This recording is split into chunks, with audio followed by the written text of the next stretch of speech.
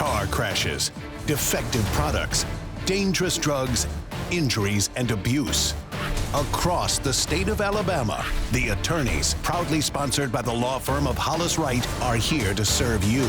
Your tough legal questions answered by our experts with the attorneys of Hollis Wright. Hello, I'm Art Franklin. Welcome into The Attorneys. You know, when we seek medical treatment, we put our lives in the hands of health professionals, and sometimes things don't go right. It could be a surgical error, it could be a misdiagnosis, or even worse. Well, we're going to talk about medical malpractice on this episode of The Attorneys. But as always, as we get started with the show, lawyers for Hollis Wright begin standing by to take your call. They're standing by right now at 1-844-LAW-TALK. It's 1-844-LAW-TALK. You can call them right now. It's a free and confidential call that you can make to an attorney at Hollis Wright. This is Josh Wright. He is a managing partner at Hollis Wright. Special guest, good to see you, buddy. Special guest, Trey Traylor, who's joining us. You'll hear more from him in just a moment. But first, Josh, this is really a topic that our viewers really cannot afford to miss. Absolutely. First of all, good to see you, and good I hope you're doing great. Yes. You know, it is, and it's material and relevant to every family, right? Everyone has medical care, surgical procedures, diagnostic procedures consistently throughout the year, whether it's you or a parent or a grandparent or a child. And so, you know, medical malpractice is very complicated in Alabama, and it's changed a lot in the last 20 years insofar as the volume of lawyers that handle these cases. There is a much lower volume of those that handle it today. So when you talk medical malpractice, what you want to do is get with one of the experts. That's right. And Trey is one of the experts. So first of all, Trey, thank you for being on. Thank you. We love having you on. This actually started with me seeing you at our Christmas party because Trey and I are actually neighbors. Neighbors if you of can believe yours, it. right? Exactly. But he's an expert in this area, and we're super happy to have you on. You're kind of a legend in our community. You've been practicing a long time. Your name has been around in Birmingham forever as an established great lawyer. Tell us just a little bit about what you're doing now, your practice, and then let's kind of jump off into the med mal world. Well, I am practicing on my own now, and thank you. I'm glad to be here today. But I'm still handling the same kind of cases I've always handled. I do civil litigation from the plaintiff side, just like Hollis Wright. I handle medical malpractice, industrial accidents, truck wrecks, even probate matters. If it involves litigation, I've probably handled a case in that field. So I am glad to be here today to talk about medical malpractice because it is a complex area of the law, and I receive a lot of calls from potential clients and really from referring lawyers who, because they don't do medical malpractice and they're looking for someone who has experience in that area. You've been around a long time and done these cases. Talk a little bit about medical malpractice has changed. Maybe the laws haven't changed all that drastically in the last 15 to 20 years, but just kind of the concept of medical malpractice in Alabama has changed with a more conservative Supreme Court, those types of things. Just talk a little bit about how it's changed throughout your practice. Well, medical malpractice cases have always been very difficult. Plaintiffs overall in medical malpractice cases across the state win about 30% of all cases that are tried. In death cases, it's even a lower percentage. And the reason for that is that in death cases in Alabama, the only damages available are punitive damages. And it's very difficult to convince a jury that the medical provider should be punished when a lot of times they're negligent, and the negligence is what caused the death. But it's very difficult to get a jury to return a punitive damage award. Those statistics are low. I don't see that in the civil world, right? And like in the other types of cases I handle, whether it's an industrial accident or traditional automobile accidents or maybe a dram shop liquor liability claim, those are low statistics. I assume you've got to really evaluate these cases and be very selective because of that. You do have to be very selective. And of course, everybody knows the Birmingham area has great medical care. We have fine hospitals, state-of-the-art medical facilities. We're very fortunate to have the kind of medical care we do in the Birmingham area. The doctors have what they call the Medical Malpractice Act, which was passed more than 25 years ago, that is a special law that only applies to medical providers, and it sets forth some pretty stringent standards that you have to meet if you're going to prove your case against a medical provider. And Art, you know, one of the interesting things related to that Medical Liability Act is individual lawyers are not able to go into previous conduct of a physician and other similar incidents in order to prove their claim for medical negligence. That's one thing. Number two is there are circumstances where you don't necessarily need an expert. They're very limited because normally you do. And that expert generally has to be, when you need one, that expert has to be like-minded and similar to the doctor that you're claiming committed malpractice, or the nurse that you're claiming committed malpractice, or the facility that you're claiming committed malpractice. So the laws are very stringent in Alabama. And you talk about when you need an expert. So in the case of a medical malpractice and you think that you may have been harmed or a family member has been harmed and you need an expert like Trey. So Trey, what should one do? Our viewers at home watching this, what should they do if they think they've been a victim? Well, one thing they should do is get a copy of their medical chart, their medical record.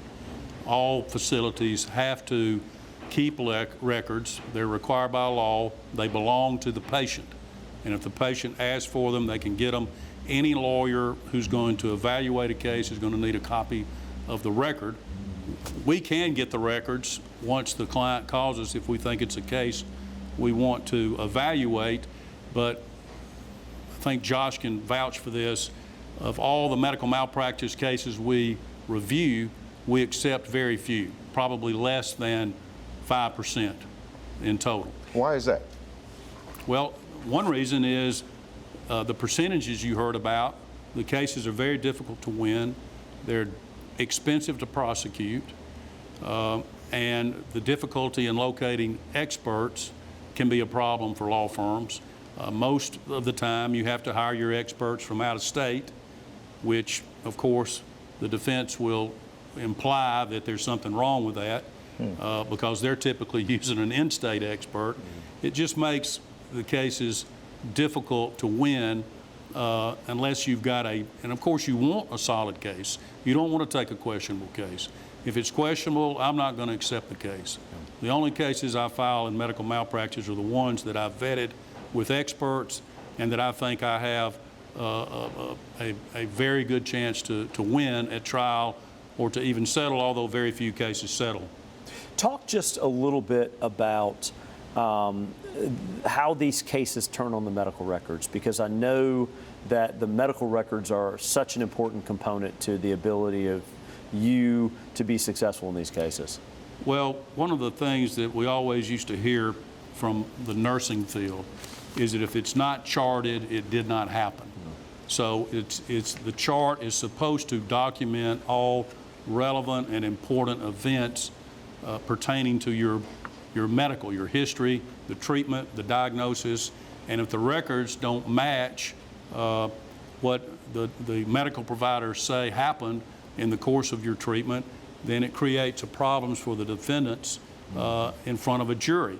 Now, most hospital records now are electronic, computer generated, so if you see a nurse come in the hospital room, they've got a computer laptop or an iPad, and they're punching in information, and it goes into the medical chart. A lot of that information is redundant, but it takes a lot of time and effort to properly evaluate these records to determine whether your case has merit. I know we're getting ready to go to break. When we get back, I want to talk a little bit about what are the statute of limitations for cases like this. How long does someone have to file a claim against a hospital or a nurse or a doctor till they believe that there was malpractice? Let's talk about that when we come back. Yeah, that timing is very important. And right now, I want to remind you once again that you can get on the phone and reach an attorney at Hollis Wright. All you have to do is call 1-844-LAW-TALK. Someone standing by live. It is a free and confidential call, and they will answer that call. They're waiting for you to call them right now. We're talking medical malpractice. We're going to take a break, but we will continue with the attorneys right after this.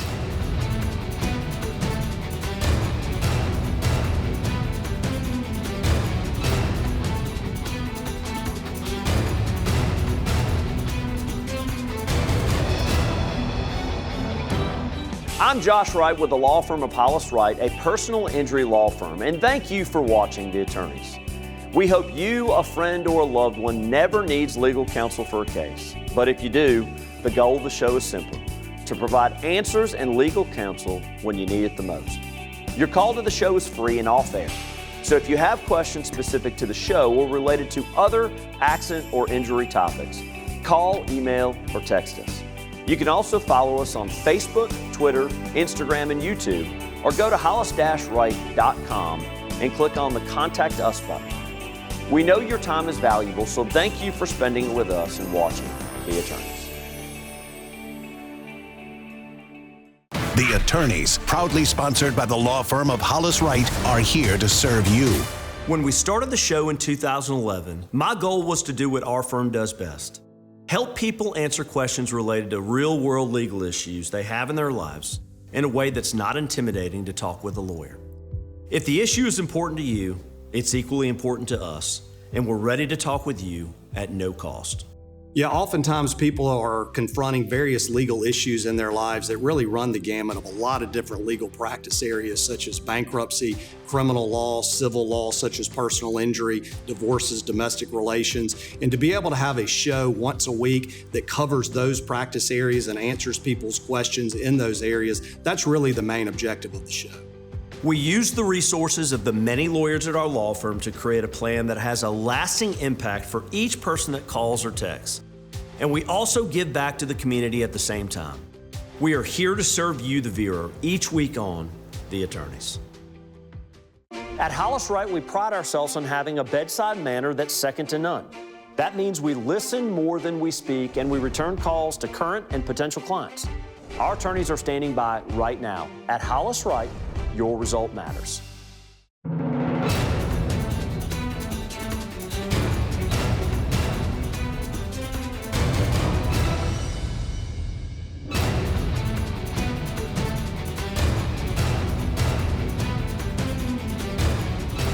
Welcome back. You are watching The Attorneys, and throughout the show, you'll find useful information scrolling at the bottom of your screen. We like to give you information, especially on the topic that we're talking about. And this topic on this episode of The Attorneys is medical malpractice. So let's get back into that. And I know, Josh, as we were heading to break, something you were talking about is the timing involved in this litigation. And I think that's important because I know there may be somebody sitting at home right now on the couch and assessing, hey, is it too late for me to have this type of case evaluated by somebody like Trey?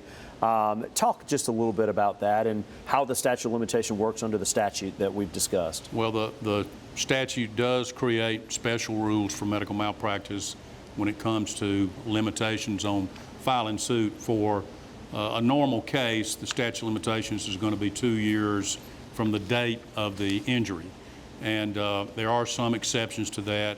For example, if you're the victim of medical negligence and you don't know it for a while, situations like, on occasion, a sponge may be left in during a surgery, or believe it or not, a surgical instrument can be left in on an occasion, and you don't discover that until months or sometimes years later. The statute says you have 6 months from the date of discovery if the statute's already run. And then there are also exceptions for cases if you're injured, a minor. But there are limitations. In a general tort case, the statute doesn't begin to run until the minor turns 19, and then it's 2 years. But in medical malpractice, the minor has some additional time, but no more than, I think, 8 years is the total. And so you have to be very careful in a medical malpractice situation, because a lot of times the clients are not real sure they want to pursue it until some time has gone by, and sometimes we don't get the potential case until months before the statute runs. What do you tell someone when they come in your office and they sit down, conference room, tell you their story? What do you tell them kind of the process of evaluating a case is? Because I know it doesn't happen instantaneous, and I know how complicated your analysis has to be. But what do you generally tell those clients what to expect? Well, a lot of times they come in and they tell a story, and it may sound like medical negligence, but the injury is not what we deem sufficient to take the case on. And what I mean is, I'm not trying to downplay the person's injury. Everybody who's injured, it's a real injury to them, regardless of how serious it is. But from an expense standpoint, the case has to have a certain value before most good medical malpractice lawyers are going to be interested in it, because experts are very expensive. And if you take one of these cases on, you can spend in the six figures on medical experts to pursue the case all the way through trial.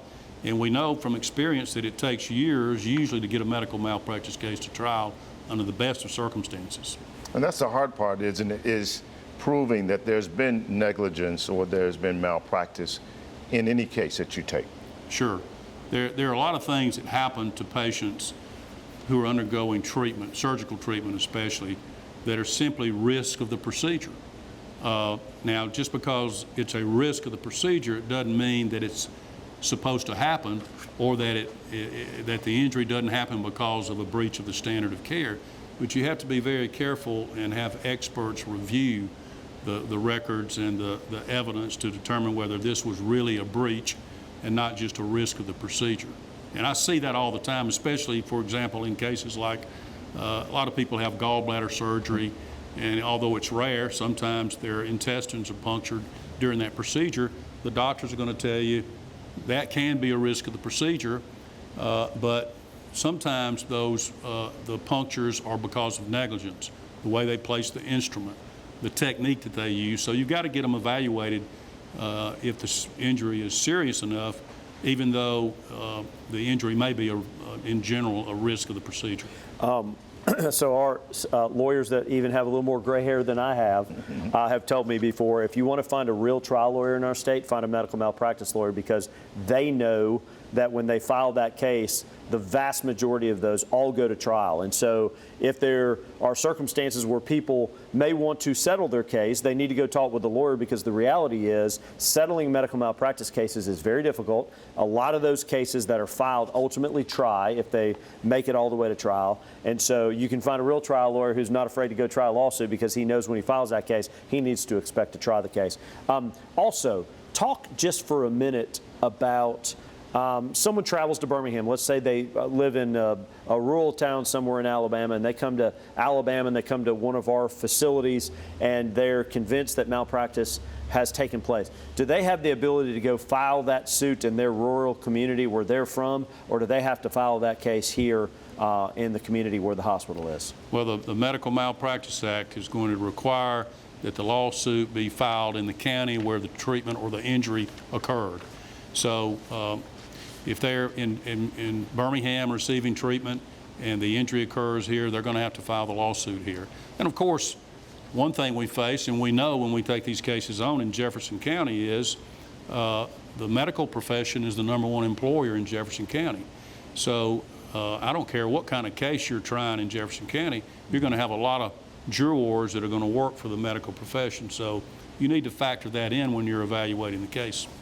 Talk just a little bit about, those individuals that may live in rural communities that are receiving medical care in a rural location, a smaller Alabama community, and the difficulty of those cases relative to filing a case against some of the major hospitals, for example. Yeah, those cases are difficult. If you're in a rural county and you're treated by a local doctor, and something happens and you think it's medical negligence, if the client calls me, I'm going to have to look and see who this doctor is, whether he's someone who was born and raised in that county, and typically if he's a local doctor and it's a close call, I'm not going to take the case, because you're not going to be able to get a local jury typically to find against the local doctor, although I have taken those cases on and won them, yeah. But I'm very careful when I'm looking at those cases. Hey, I know we're going to break, but when we come back, one of the things I want Trey to talk about a little bit is people just assume medical malpractice relates to their doctor care, and that's not at all the case. The reality is there are a lot of other parts of the industry, the medical industry, that are in play with the Medical Liability Act. So I want him to talk about that when we come back. Okay, I also want to share one of the factoids that we have. We told you before that we share information at the bottom of your screen. It's useful information, and today we're talking about medical malpractice, and one of those facts in Alabama, to prevail in a medical malpractice, you must prove that the medical provider breached the standard of care and that breach was the possible cause of the injury and or death. It is always, almost always, required that plaintiffs prove their case with expert testimony. And you heard Trey talking about expert testimony. We've got a lot more to talk about here on The Attorneys. I also want to remind you to follow Hollis Wright on all social media platforms, whether it's X, formerly Twitter, on Instagram, on Facebook. Like, follow, subscribe. You'll get great information there as well from Hollis Wright. Stay with us. We're talking medical malpractice on The Attorneys, and we'll be back after this.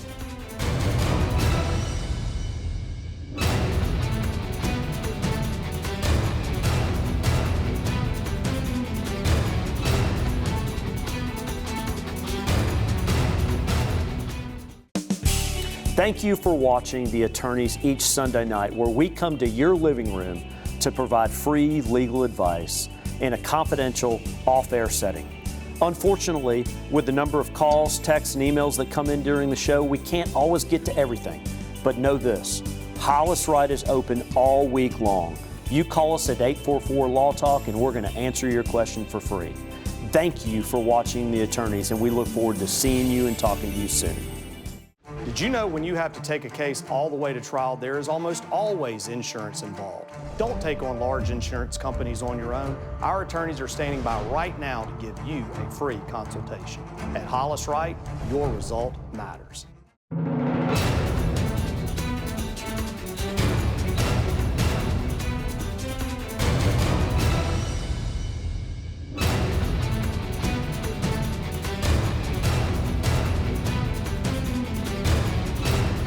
Welcome back. We are glad that you are staying with us as we are discussing medical malpractice. This is also your last opportunity within this show to reach an attorney at Hollis Wright. Give them a call at 1-844-LAW-TALK, and you can reach them with a confidential, free call as we continue to talk about medical malpractice. Josh. And I'm so glad Trey's on today, because he's provided some incredible information for people that may be going through this circumstance.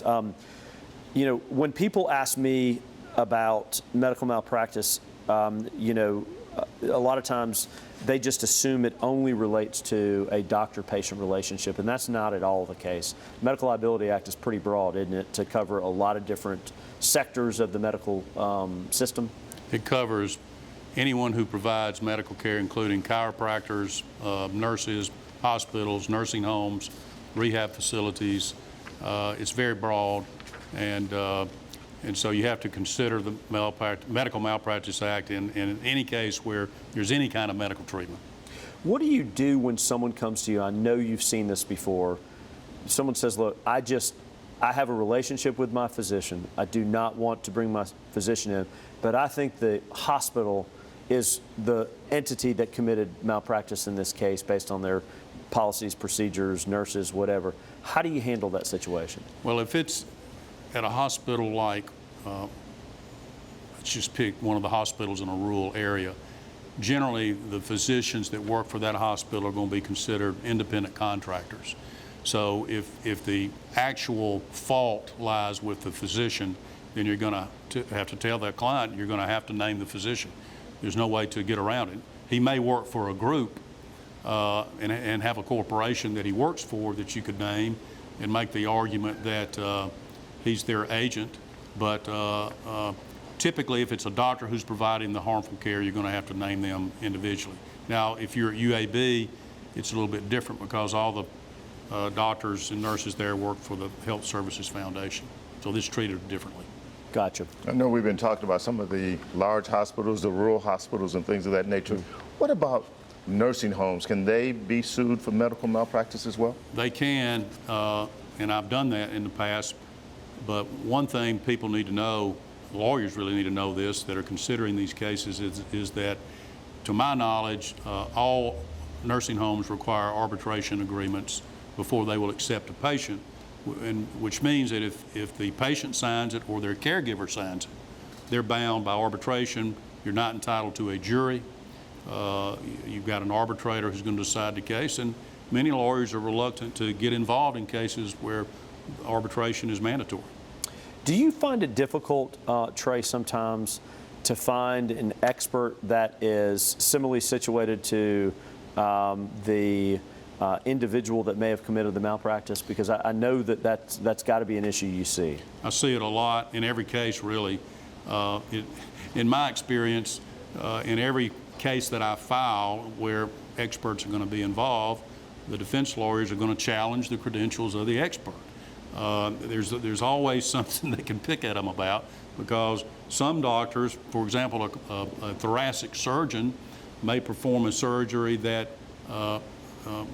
perhaps another type of expert would perform, so that both types of experts, doctors, are doing the same procedure. So which expert do you use? The cardiologist or a pulmonary surgeon? So sometimes it's hard to know which kind of doctor to use, because they're going to challenge it one way or the other. So yes, that can be difficult, especially in certain areas. So many different elements of the case. I'm thinking about the jury right now. Yeah. And when you're trying to strike a jury and then you find out that one of the jurors is actually a patient of the doctor, how does that work in that case? I've seen that a lot, trying cases in rural areas.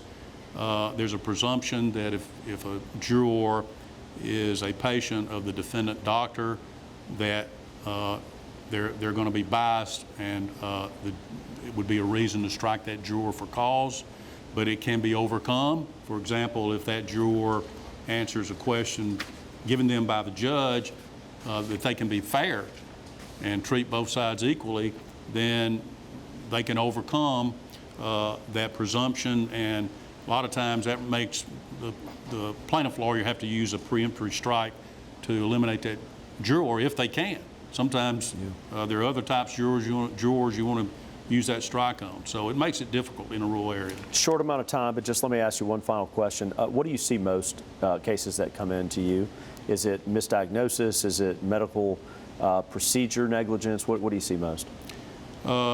Really, that's a hard question to answer, Josh. I see it's all over the board, okay. but the worst injuries usually happen during a surgical procedure. So yeah. I would probably say I see that more than anything else. Thank you for being on. You have added a ton, and your expertise and your history is commended in the city of Birmingham. Your reputation precedes you. This is one of those circumstances, Art, where you got to get a guy like Trey involved early. Absolutely, Trey. Thank you so much. Always to talk with you, Josh, and always good to have you with us as we talk about various issues here on The Attorneys. And because we do so many things to try to help the community, it's something else I want you to know. Let Hollis Wright tell your comeback story. Let us do it. Join us again next week, same place, same time.